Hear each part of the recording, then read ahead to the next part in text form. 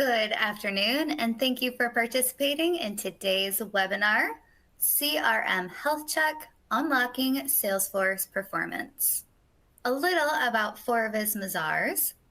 Forvis Mazars is an independent member of Forvis Mazars Global, a leading professional services network.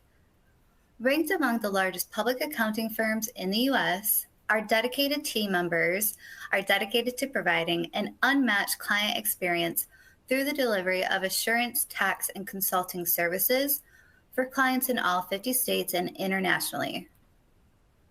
As part of the firm's consulting services, Business Technology Services provides analysis, design, implementation, upgrade, training, and support services for accounting and ERP systems and sales and marketing CRM systems.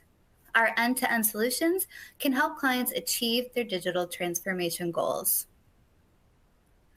At a glance, these are the technologies Business Technology Services supports. Today, we will be focusing on Salesforce. Our presenters today are Kristen Bowles and Caleb Zautner. Kristen is a senior consultant at Forvis Mazars and brings more than 15 years of experience in several CRM platforms. She helps deliver CRM implementation and support services. Kristen has diverse knowledge as a business analyst with a focus on Salesforce. Her project experience includes working with nonprofit, healthcare, transportation, consumer products, entertainment, manufacturing, and higher ed clients. She leads efforts in Salesforce CRM analysis, design, configuration, and training, and holds Salesforce Administrator and Sales Cloud Consultant certifications. Caleb is a lead consultant at Forvis Mazars with more than 5 years of experience in the IT industry with a focus on Salesforce architecture and development. He has experience performing business needs analyses, consulting, Salesforce development, implementation services, and training. His industry experience includes working with nonprofit, healthcare, manufacturing, consumer products, and education clients. He is a Salesforce architect, helping to design and configure Salesforce environments. Again, thank you for participating in today's webinar. Now I will turn over the presentation to Kristen. Awesome. Thank you, Sarah. All right. So for today, we do have three main goals for our presentation. First, we're going to define how to set key performance indicators related to data, quality, modifications, customizations, and integrations with your Salesforce org. Next, we will identify how to review your CRM system configurations. This includes taking a look at what's considered standard functionality versus customized. This review helps us to ensure that your system is optimized and aligned with your business needs. And finally, we'll discuss how to perform a data audit. This involves reviewing data quality, identifying those nasty duplicate records, and pinpointing missing information and inconsistencies. A complete data audit is important for maintaining the integrity and reliability of your Salesforce data. So hopefully by the end of today's webinar, you'll gain some awareness into these key areas and learn how to enhance your Salesforce environment. So before we get started, I think Sarah's going to start us off with a polling question. Yes, it's our very first polling question, and it is, what's the biggest challenge you face in maintaining data quality? Inaccurate or outdated data, lack of standardized processes, insufficient data validation tools, limited staff training. Probably should put in E, all of the above.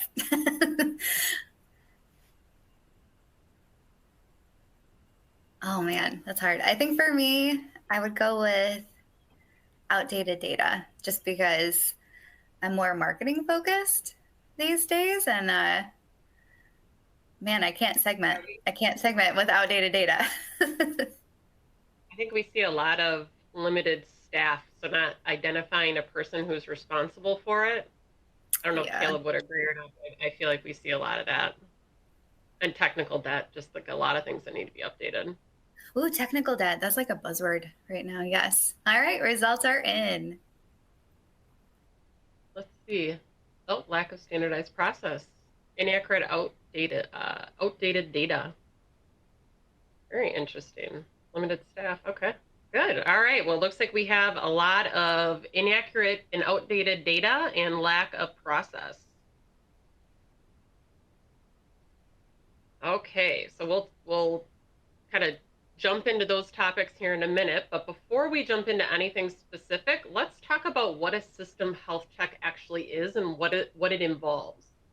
So essentially, a system health check assesses the overall well-being of your Salesforce environment, just like how you go to the doctor for an annual physical to get checked up to see how you're feeling. We want to know how your Salesforce org is feeling as well. So evaluating our processes help us to spot those inefficiencies for areas to improve. And from there, then we can start making recommendations to enhance the performance of your org and to streamline some of your workflows. So this can boost our productivity and help us with smoother, more efficient operations. And that really does help us make the best use of our resources and our time. So to evaluate your organization's health, there are many Salesforce tools available. Today, we're going to focus on two main ones, Salesforce Health Checker and Salesforce Optimizer. Try to say that 5 times fast and see how you feel about that. So I'll apologize in advance if I get tongue-tied. Along with those two, there's always an aspect of manual assessment. So having to look at things manually after you do those checks. All right. So now that we know what a health check is, so it really doesn't matter what kind of system you're working with, we should be doing health checks on all of them. Let's talk about when we should perform a Salesforce health check.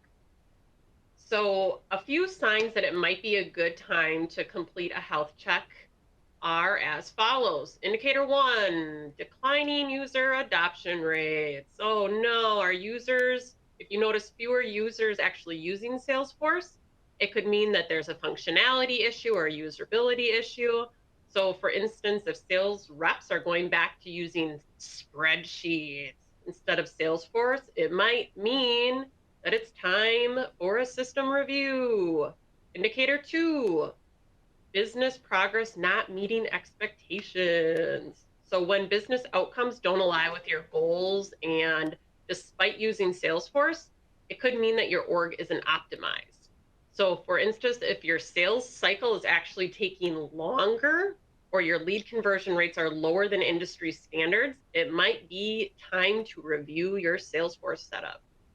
Indicator 3, you're still relying on manual process despite your Salesforce integration and implementation. If your team is still doing lots of things manually, it means you're not getting the most out of your Salesforce instance. So for example, if customer data is still being manually entered into multiple systems, it might show that there's an opportunity for some integration or for some automation with your Salesforce. Indicator number 4, complexity and difficulty following process. When users find Salesforce hard to navigate, it can lead to mistakes and slow down work. So if users struggle to find information or complete tasks within Salesforce due to it being a little bit too complicated, that means we need to simplify things. Indicator 5, challenges in keeping up with those Salesforce releases. You know it and I know it, 3 times a year. That can be a lot for our Salesforce administrators. So if your organization does struggle to keep up with this, it can cause issues. So it can cause customizations breaking, integrations failing, and it means that your org isn't keeping pace with the latest features that are rolled out. So this could indicate that we need a specific person to review updates before they hit production. All right, so now that we've looked at our top 5 indicators, let's move on and talk about how to do it and when to do it and what best practices to follow. Okay, so what are our prerequisites to complete a health check? So just for clarity, a Salesforce Health Check and Salesforce Optimizer, they are separate applications, so you can use both of them. Both are valuable tools to evaluate the overall health of your Salesforce system. The Salesforce Health Check focuses on security and compliance assessments, which I'm going to get into in a minute, while the Salesforce Optimizer focuses on performance and optimization recommendations. So Caleb will get into that shortly. Using either tool independently or together can be really beneficial. Before you start using the application, we need to ensure that you have the right person doing the check. So we need to make sure the person who is doing the health check has the right permissions and security access.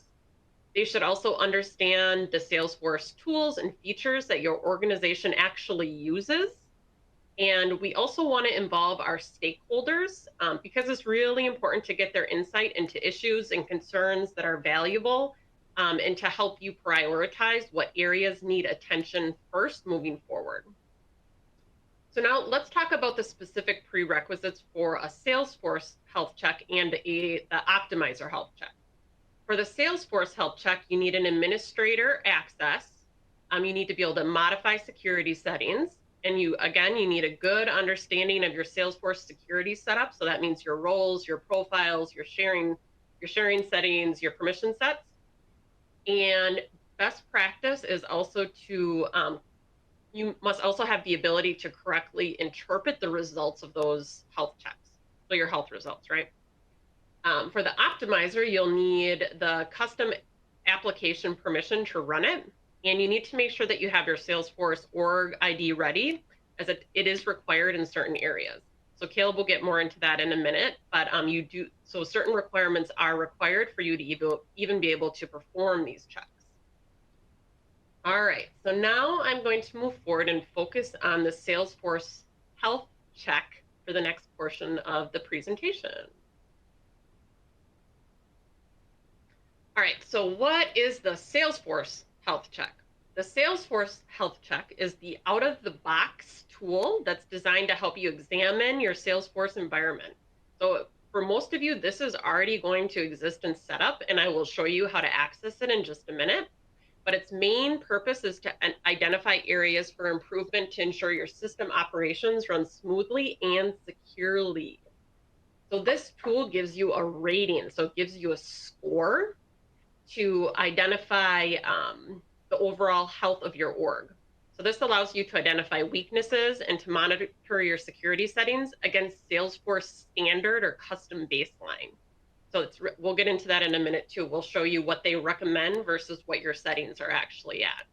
So it does scan your org settings and notifies you of any security risks that might affect performance or well-being. It provides a baseline score against your overall system. There are 4 categories that we're going to, there's 4 categories that it really focuses on that give you your score. We've got a high risk, medium risk, what do you think's next? Low risk, and then there's an informational section. So your settings are rated on a scale of 100. So the higher the score, the more secure your org. So some common areas that the health check scans include password policies, session settings, and file upload and download settings. So a great example of this is if we talk about your password length. So Salesforce is going to recommend a default value of at least 8 characters. And if you move it to something less restrictive, like 5, it would make your user passwords more vulnerable to cyber attacks.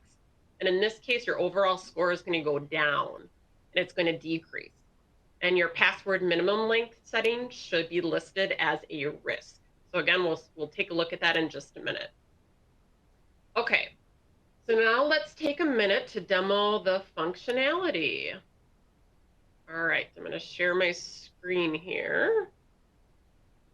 So for those of you who already have Salesforce, this is your screen probably looks something similar to mine.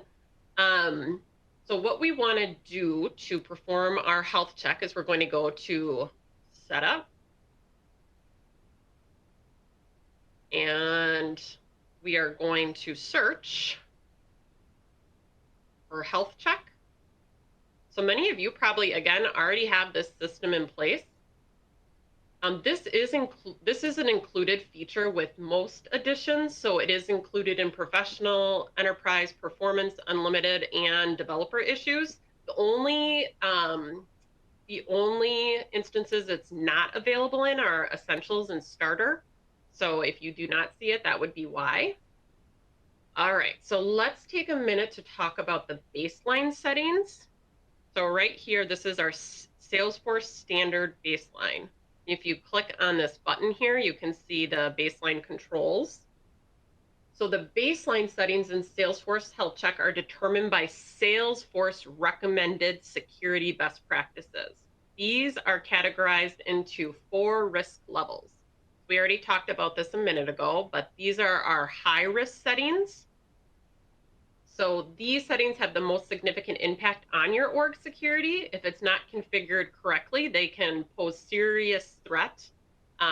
They can pose serious security threats. So want to take a look at your high risk. If you scroll down, you will see your medium risks. These settings are important, but not quite as critical as the high settings. But they do still need attention to ensure a secure environment. Next, we have our low risk settings. These settings have a minor impact on security, but should be configured properly to maintain overall health security. And this last section here is just informational. So it's exactly what it sounds like. They provide additional information and recommendations that do not directly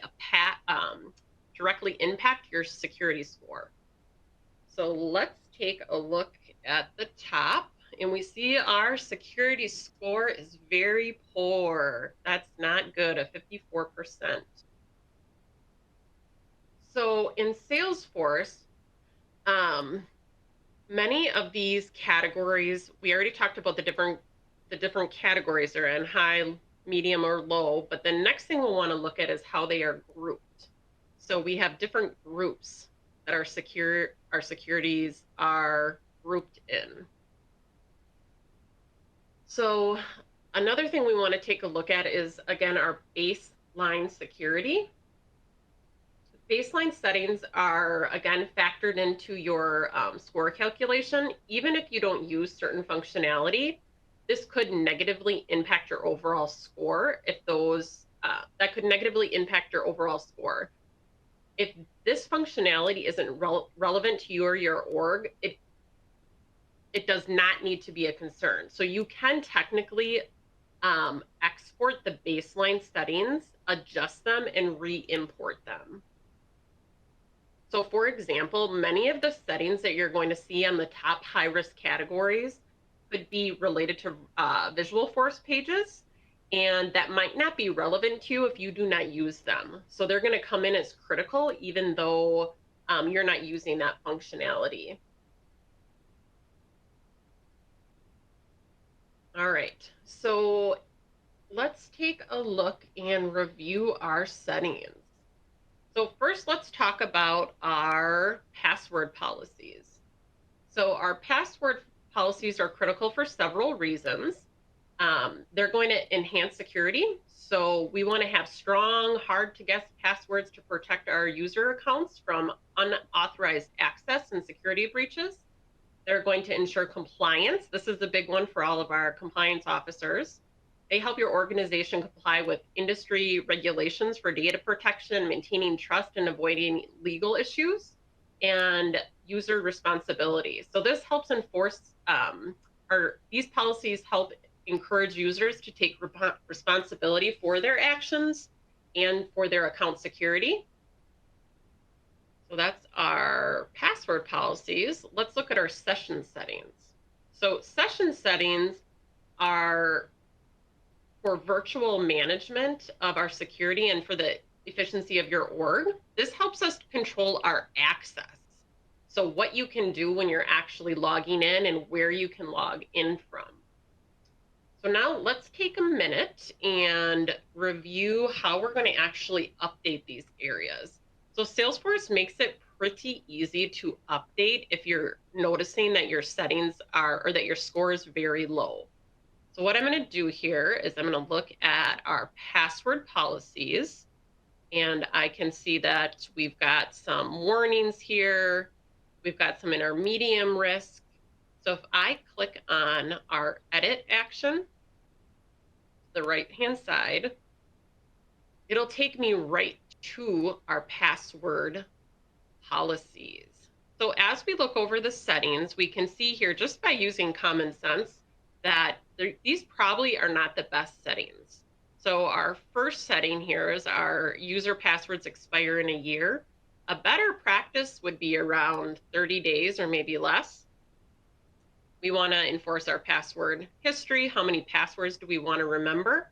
That's up to you. How many times do you want someone to be able to reuse their passwords or not? So we're going to move that up. Minimum password length. So I think our best practice is 8. We're going to move that to 10. The complexity. So no restrictions. You can add additional requirements that involve letters and numbers and special characters. It's really up to you. And our password can't contain the word password. Number of invalid login attempts. So how many times do you want to allow someone to log in before they're contacting you or your service desk? Looks like we have a polling question for anybody who is out there that's important too. All right, a couple other settings here. And I'm going to go ahead and click save once we've made those adjustments. So that's pretty simple. And we're going to go back to our health check. We're going to give it a second to reload. And you can see that our settings went up. So just with quickly updating a few settings, we can make our score go up. I can take a look back here and we can look at our R values versus our recommended standard values. We can still see here, oh, maximum valid login attempts, our value is 5, the standard is 3. So maybe we want to go back again. Ooh. I'll go back here. And we can also just navigate to our password policies.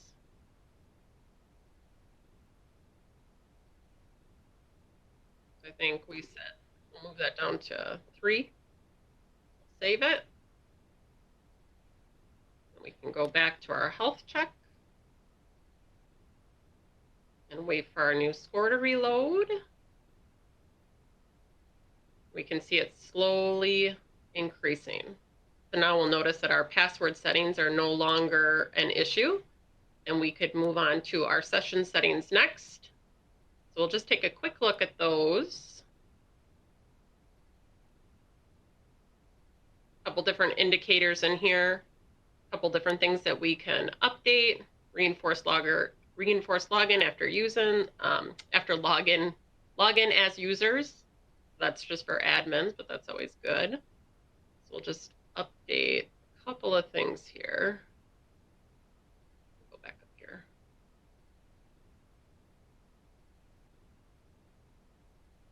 Make a few updates.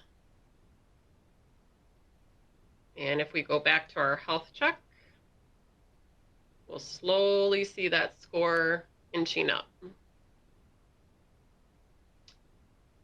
So we're getting a little better every time we make adjustments. So the key to this is really working within your organization, going through settings one at a time to truly understand what they mean and what's going to be best practice for your organization. So that is an overview of the health check. Again, this is standard functionality. So those of you who already have Salesforce and are current admins, this is something that you can take a look at right away. If you are changing those settings, you want to make sure that you have a communication plan. Typically, we would often recommend that you do this in a sandbox environment before you push it out to production. But yeah, that's an overview of the health check.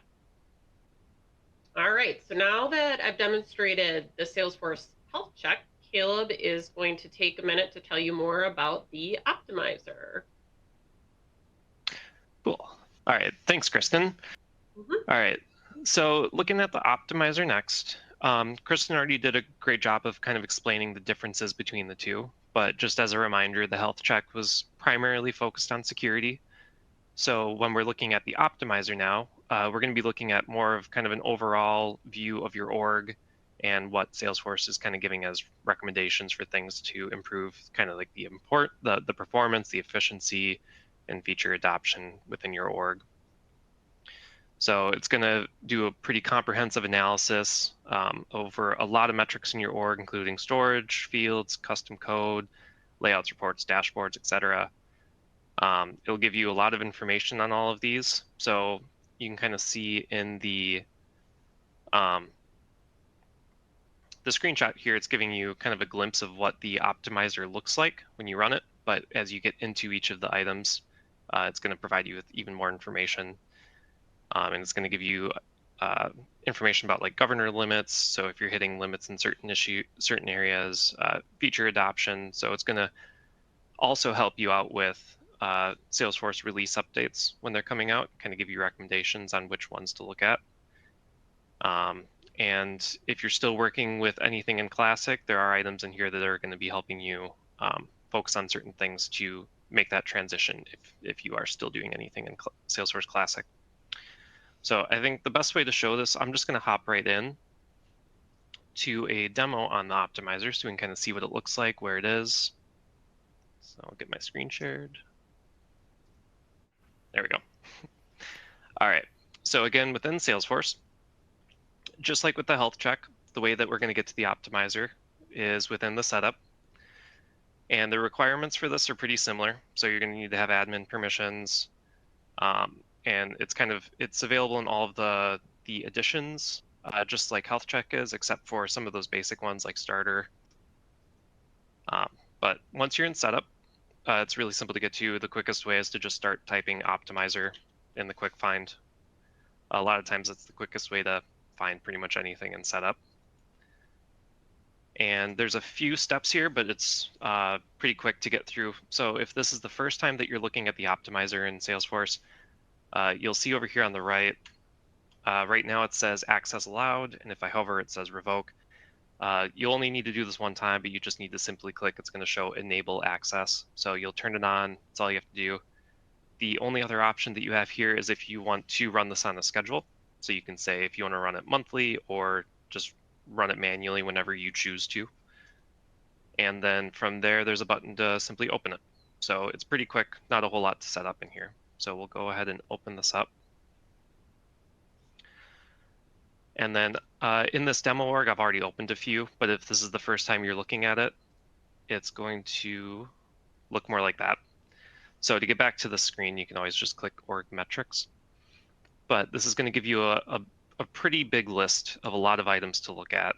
And I wouldn't expect anyone to ever kind of get this list completely eliminated. There's always going to be items in here because not everything's always applicable to your org. So don't ever expect to get everything taken care of, but it's definitely a really good place to go and look for recommendations and ideas of things that you can do to optimize your org.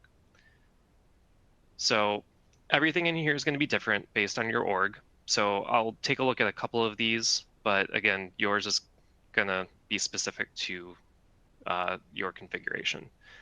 So what we have here on the left is kind of just a title of what the feature is, a brief description of what Salesforce is kind of talking about as the recommendation.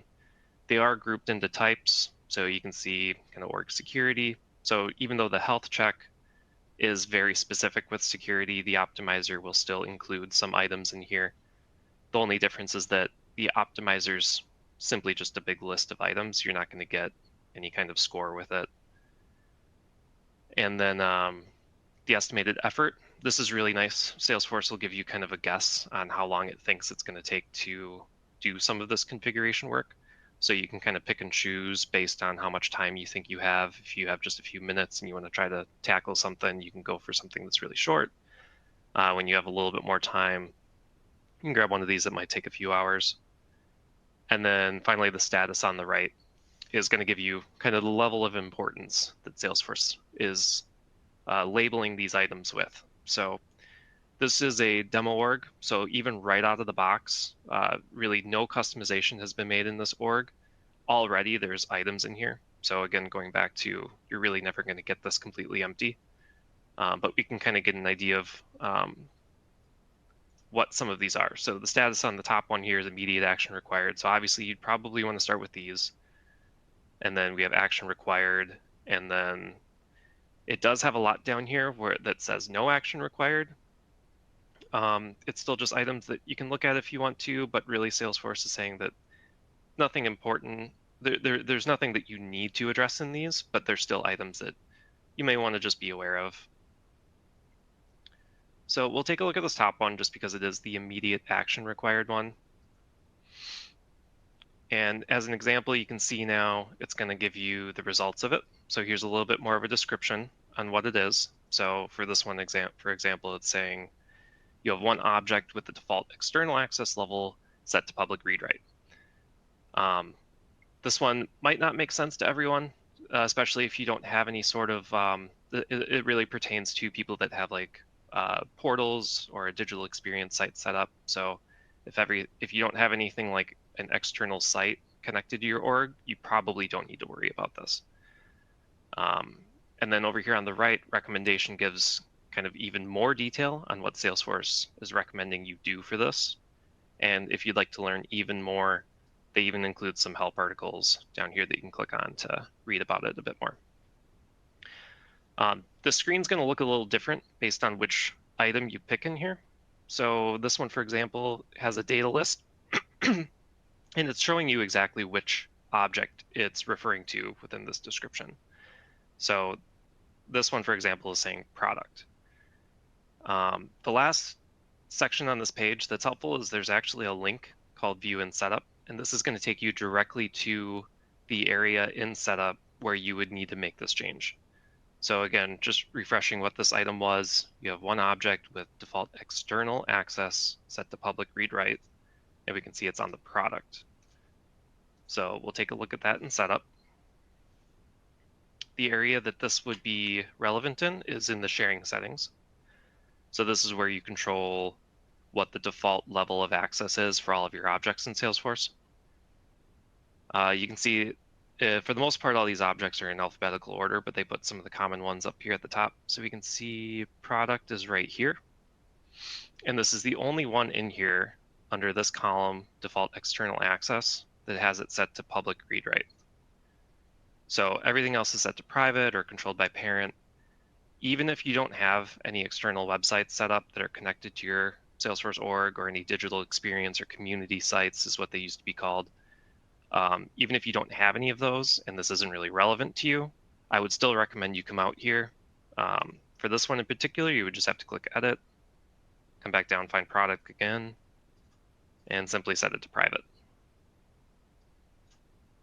And then you can go up and save. And it's going to give you a warning about needing to recalculate the sharing rules and everything, but you can click OK on there.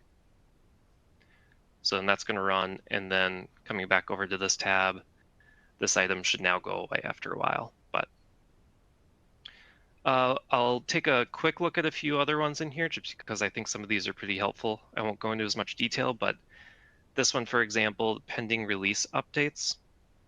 This one's really great for taking a look at those 3 times a year whenever you have an update coming out, so we can see what the release is that it's part of, when you need to complete this by. So these are actually things that Salesforce is recommending you do to prepare for these updates. So you can click into each one and they'll have a few steps that you can follow.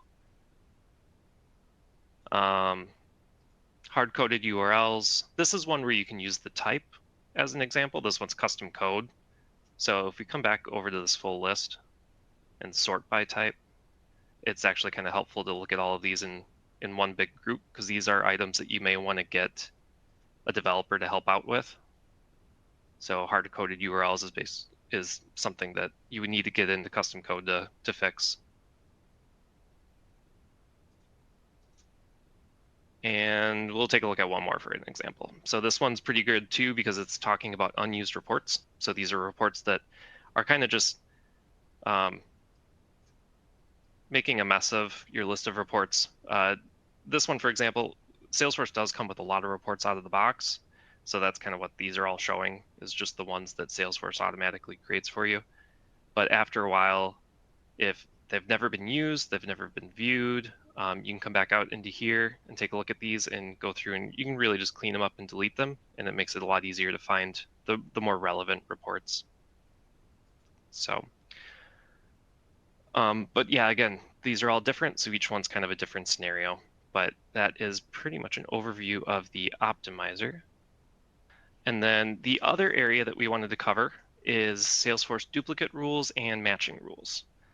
So these are something that are very helpful, but a lot of times aren't always set up properly, and so they're not being utilized in the best way that they can.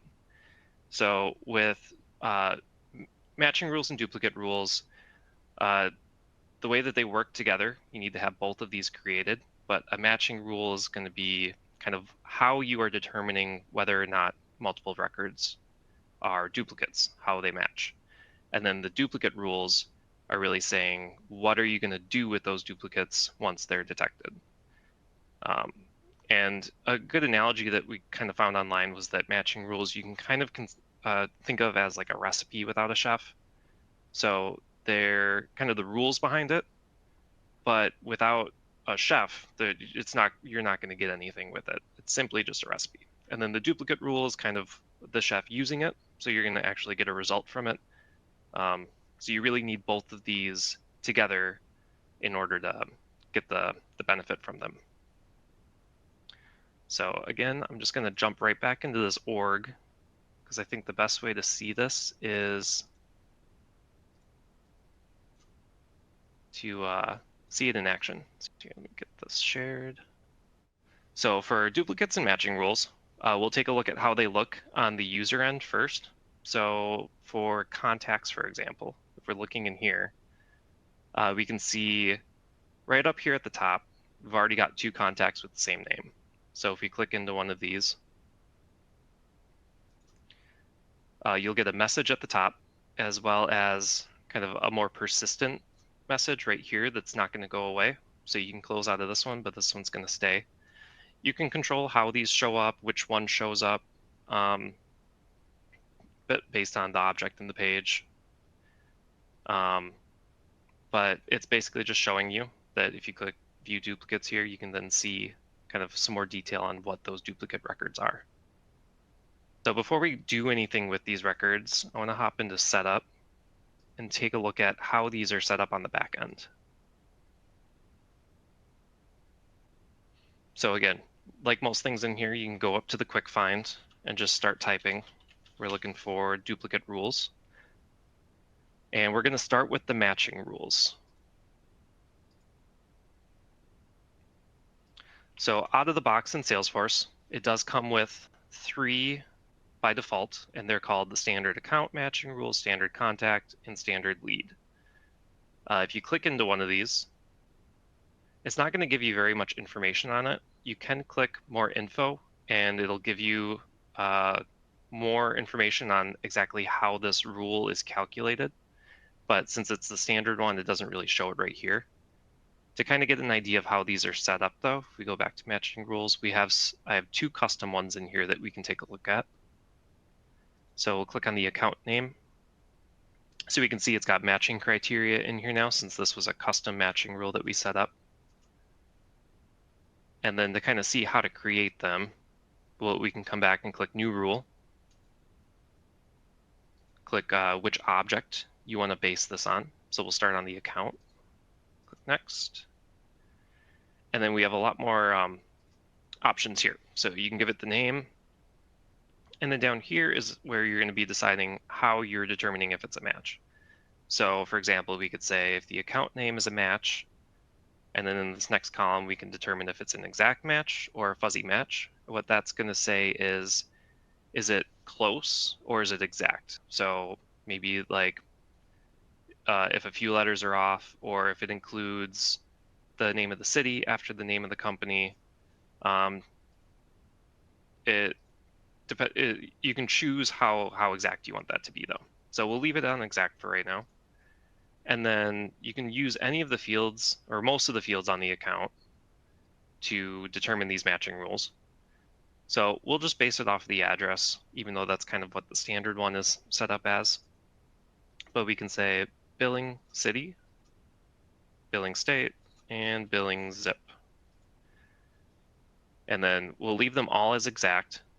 So if we left it just like this matching rule would detect duplicate accounts whenever the account name is an exact match and the city, state, and zip are all exact matches. All of this would need to be met in order for this matching rule to consider records to be duplicates. You also have the option over here to say match blank fields.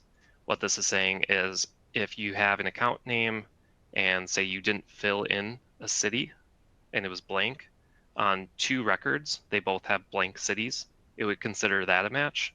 So typically you would probably want to leave this blank because if you're not filling something in, it's hard to tell if it really is a match or not. But now we have all of this set up, but what if we want to say that we only want to match on one at a time for these? Maybe we want to say that the account name is an exact match and at least one of these is met.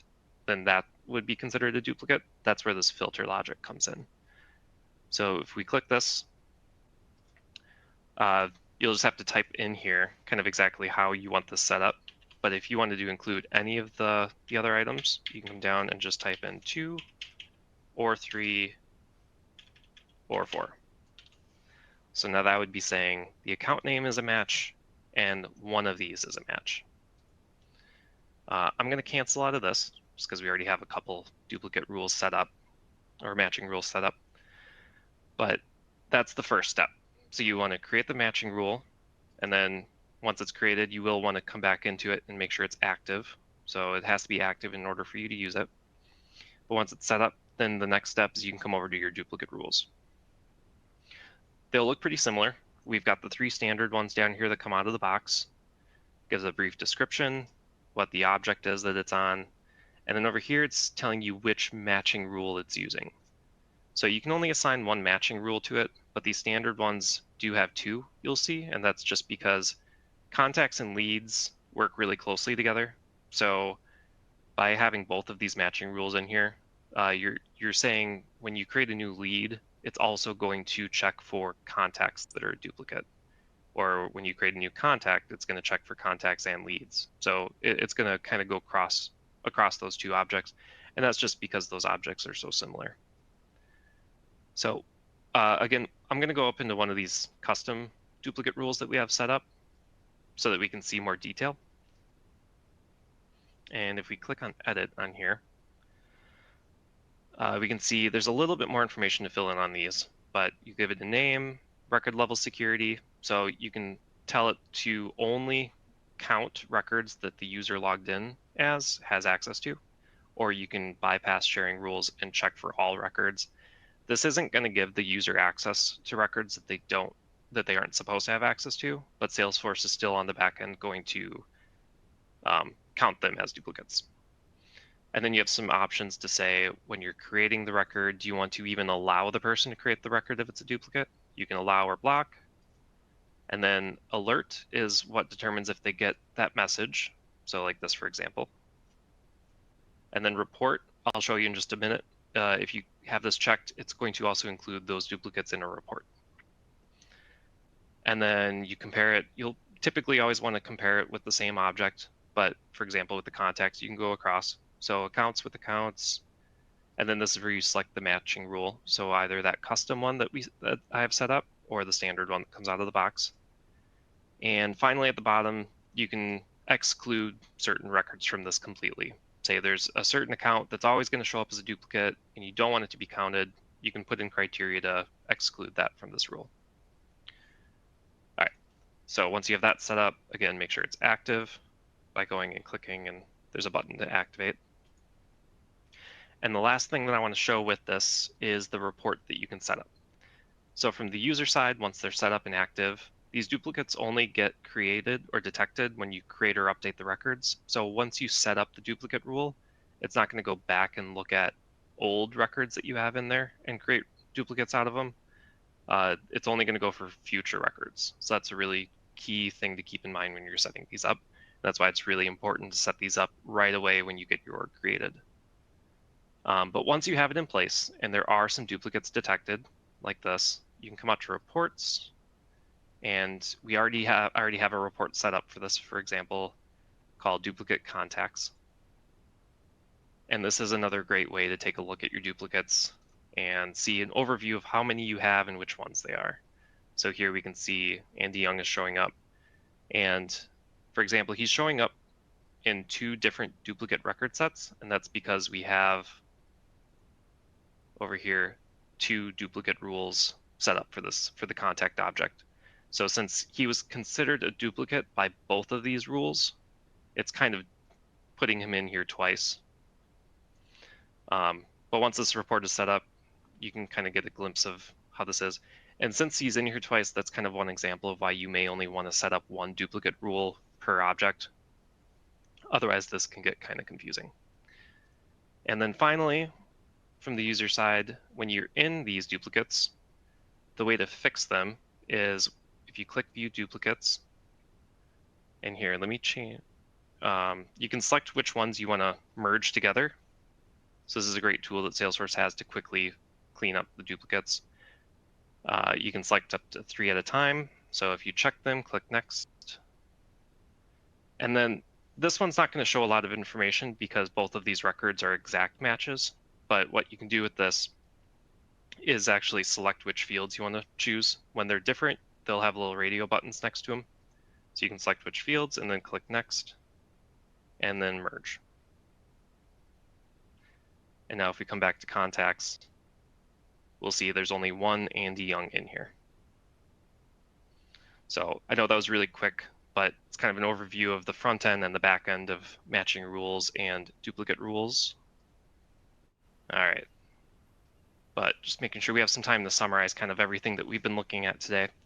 So with all of these tools, and there's more tools out there that you can use to ensure that your org is secure and optimized, but this is just a couple of them. But using these tools, you can manage your system configuration and customization assessment.